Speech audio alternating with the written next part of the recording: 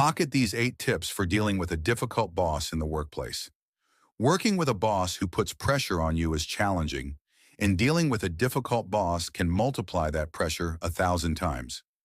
A dark boss not only drains your energy and motivation, but can also lead to health issues. The following article shares ways to cope with an unpleasant boss while maintaining professionalism. Why is it important to find ways to work with a difficult boss? A difficult boss can pose many challenges in the workplace. In fact, your relationship with your supervisor is the most important one in your work environment. A negative relationship with your boss can adversely affect your work. Although the first thing you might think of when treated poorly by your boss is to resign and find another job, skillfully dealing with a difficult boss is often the best and most effective choice. This is due to the following benefits: reducing work-related stress, decreasing the likelihood of mental and physical health issues, increasing job satisfaction, improving workplace relationships, boosting work productivity, enhancing promotion opportunities. Here are 8 secrets to coping with a difficult boss.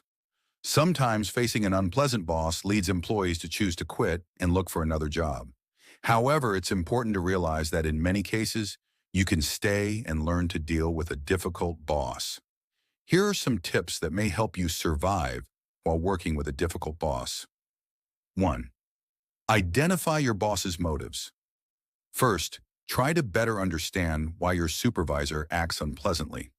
This helps you determine whether this person is intentionally acting negatively or simply coping with high job pressure.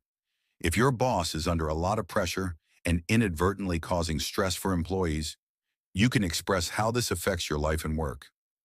Taking time to understand your boss's behaviors and motives can allow you to see things from their perspective and understand how to respond appropriately. 2. Choose your words carefully. Being honest and open at work is important. However, it's even more crucial to be tactful and choose your words carefully if you don't want to be stamped by a difficult boss. Saying the wrong thing at the wrong time or being disrespectful will increase tension between you and your boss. Focus the conversation on work-related topics and always keep attention on results instead of rambling. And remember to win over your difficult boss in a polite and subtle way. 3. Make specific requests. With difficult-to-please bosses, they generally dislike hearing feedback or comments about their failures. Instead, you should make detailed and clear requests about the resources and support you need to perform your job and achieve the best results. Additionally, explain the reasons and clarify to your boss what benefits these will bring to the company. Pay special attention to choosing the right time and space, when your boss is in a good mood and calm, to present your requests. 4. Empathy with your boss. In the face of difficult situations, put yourself in your boss's place to better understand what this person might have to go through. Your boss may have to deal with the heads of the organization. Personally, they may be experiencing a challenging time. All of these can affect your boss's behavior, and understanding their location can help you get a new look at their behavior. More importantly, these can help you accept and cope better with difficult situations when you understand that you're not the problem. 5. Don't say behind your boss. Talking to someone about your difficult relationship with your boss can help you to vent some of the disappointment. However, it's important to limit chatting about your boss.